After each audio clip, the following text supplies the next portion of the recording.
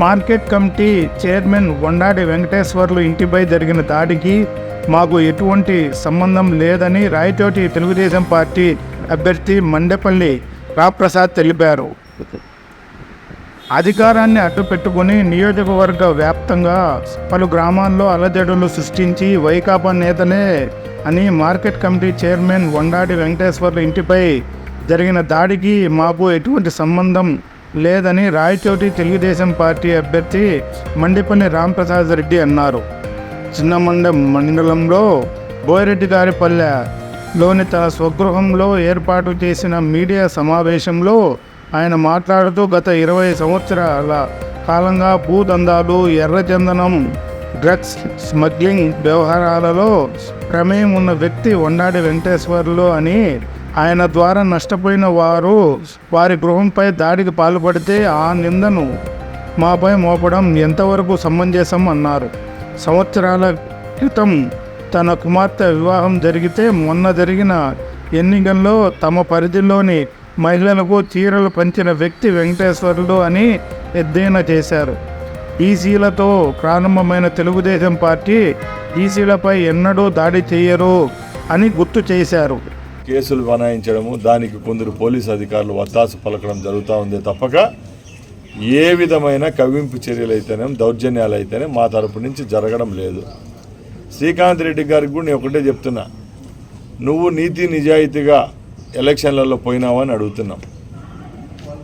80 రోజులు నువ్వు రాయచోటి మున్సిపాలిటీ పరిధిలో ముఖ్యంగా ఒక సిఐ సర్కిల్ ఇన్స్పెక్టర్ స్థాయి ఉద్యోగస్తుని అడ్డం పెట్టుకొని ఎవరైతే తెలుగుదేశం పార్టీ అభిమానులు ఉంటారో, ఏజెంట్గా కూర్చుంటారో, లేకపోతే తెలుగుదేశం పార్టీ కోసం పనిచేస్తారో వాళ్ళందరినీ ఈ అధికారి ద్వారా బెదిరించనేవా లేదా అని అడుగుతున్నా.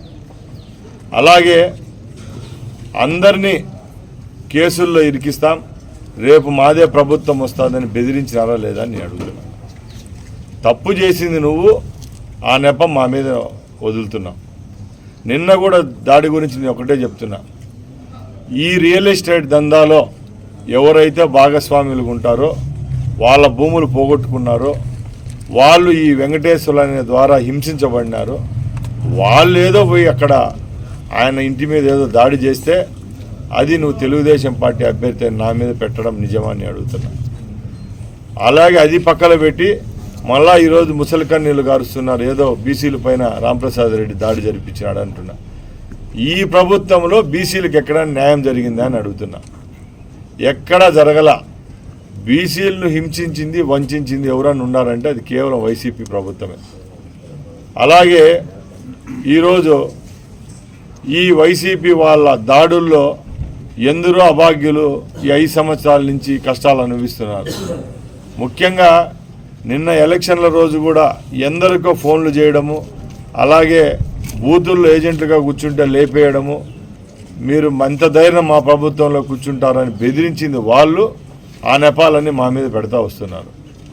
నేను ఒకటే చెప్తున్నా, ఇప్పుడు జరిగిన ఎన్నికల్లో తప్పకుండా నేను మంచి మెజార్టీతో గెలవబోతున్నాం. మాకు పోలీసు వ్యవస్థ మీద అయితేనేం, ఎన్నికల వ్యవస్థ మీద అయితేనేం పూర్తి భరోసా ఉంది, నమ్మకం ఉంది. కాబట్టి ఏ విధమైన గలాటాలు కానీ కవ్వింపు చర్యలు చేసేదానికి మేము సిద్ధంగా లేము. అలాగే మా పార్టీ శ్రేణులు అయితేనేం, కార్యకర్తలు అయితేనే నేను ఒకటే కోరుతున్నా, రాబోయేది మంచి కాలం, మన కాలం. కాబట్టి మీరు కూడా నిగ్రహంగా, సహనంగా ఉండండి.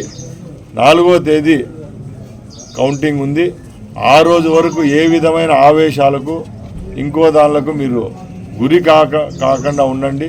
వాళ్ళు ఓడిపోతామని చెప్పి ఈరోజు మన మీద ఈ దాడులు చేస్తున్నారు.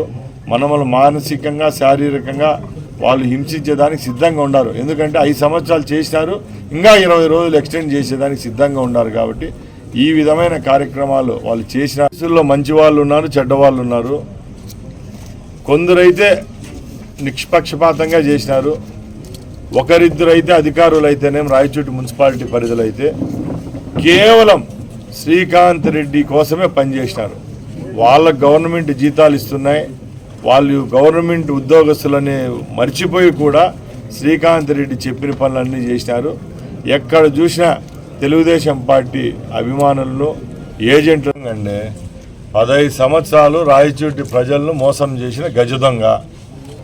ఈ రాయచోట్లో 2 కన్నులుగా ఉన్న హిందూ ముస్లిం సోదరుల మధ్య ఏమైతే ఐక్యత ఉందో దాన్ని చెడగొట్టే ప్రయత్నంగానే ఆ వీడియో లీక్ అయింది. ఆ వీడియో చాలామంది చూసినారో చూడలేదో మీకు తెలుసో తెలీదో నాకు తెలియదు, కానీ దాంట్లో క్రిస్టల్ క్లియర్గా ఉంది ఆయన రాజకీయ లబ్ధి కోసము ఏ ఎక్స్టెంట్కైనా పనిచేసేదానికి సిద్ధంగా ఉన్నాడు. ఈరోజు ఆయన ముస్లింలను గొప్పగా పొగుడుతాడు, నమాజ్ చేస్తాడు, ఈద్గాకి వెళ్తాడు, వాళ్ళకు శుభాకాంక్షలు తెలుపుతూ ఉంటాడు. వాళ్ళ ఓట్లతోనే సుమారు 15 సంవత్సరాలు 4 పర్యాయాలు గెలిచినాడు. అలాంటి వ్యక్తి ఈరోజు కేవలము ఆయన ఓట్ల కోసమే 2 గ్రూపుల మధ్య గలాటాలు పెట్టి ఈ ఎన్నికల్లో గెలుస్తాననుకున్నాడు. అది బట్టబయలైంది. మీరు కూడా అందరూ చూసినారు కాబట్టి దీన్ని తప్పకుండా ప్రజలు గమనిస్తూనే ఉన్నారు. ఈ ఎఫెక్ట్ అయితే ఎన్నికల మీద ఉంటుంది. నిన్న జరిగిన పోలింగ్లో కూడా ఎఫెక్ట్ తప్పకుండా ఉంది. ఎమ్మెల్యే ఒకటోది ఏదో మైనార్టీల మధ్య గలాట అంటున్నారు. మాకు ఏ విధమైన సంబంధము లేదు. ఆ కేసు నాకు సంబంధించింది కాదు. ఆయన ఎందుకు ఇచ్చినాడు ఆ ప్రెస్ నోట్ నాకు అర్థం కావడం లేదు. రెండో విషయానికి వస్తే ఈ వండాడు వెంకటేశ్వర్ల విషయానికి వస్తే నేను క్లియర్గా చెప్తున్నా. ఈ వెంకటేశ్వర్లు అనే అతను యాంటీ సోషల్ ఎలిమెంటు. ఆయన రాయచోట్లో చేయని భూదందా లేదు. కొన్ని వందలాది మంది బీసీ సోదరులు మైనార్టీల భూములు లాక్కున్నాడు. ఆ భూములు లాక్కొని వాళ్ళని హింసిస్తూ వస్తున్నాడు. దానికి తోడు నిన్న ఎలక్షన్లలో ఆయన ఎక్కడెక్కడ ఇన్ఛార్జిగా ఉన్నాడో ఆ బూతులు లేకపోయి ఆయన బెదిరించడం జరిగింది. దానికి కడుపు పండిన వాళ్ళు దాడి చేసినారు తప్పక మా ప్రమేయం అయితే దీంట్లో లేదు.